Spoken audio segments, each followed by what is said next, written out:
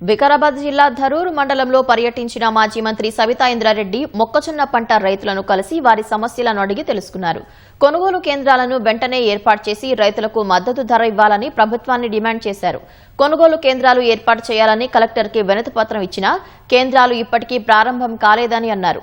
రైతులు తీవ్ర ఇబ్బందులు పడుతున్నారని జిల్లా కలెక్టర్కి ఫోన్ చేసి రైతులకు సహకరించాలని ఆమె కోరారు. ఈరోజు రైతులు ఏమన్నా కానీ రాజకీయాలే ముఖ్యమన్నట్టు ఈ ప్రభుత్వం పనిచేస్తుంది. నా రైతుల గురించి ఆలోచన లేదు, నా మహిళల గురించి ఆలోచన లేదు, నా చదువుకున్న యువకుల గురించి ఆలోచన లేదు, కానీ గురుకులాల్లో చదువుతున్న పిల్లలు చచ్చిపోతుంటే ఆలోచన లేదు, దేని మీద లేదు. పిట్టల్లాగా రాలిపోతున్న గురుకులాల పిల్లలు ఎవరుంటారు అక్కడ? బీద వాళ్ళే కదా, ఎస్సీ ఎస్టీ బీసీ మైనారిటీ సంబంధించిన పిల్లలే కదా గురుకులాలలో ఉంటారు. వాళ్ళు విషాహారం తిని చనిపోతుందంటే కనీసం స్పందన ఉండదు ప్రభుత్వానికి. ఇట్లా ఉంది, ఇట్లా చేసినాం, ఇలా మీద యాక్షన్ తీసుకున్నామని ఆలోచన లేదు. రైతులు చనిపోతున్నారంటే అయ్యా మీరు ధైర్యంగా ఉండండి అని చెప్పే ఆలోచన ఈ ప్రభుత్వానికి లేదు, బాధ్యత లేదు. యూరియా గురించి మాట్లాడుతున్నారు, పెద్ద ఆయన చెప్తున్నాడు.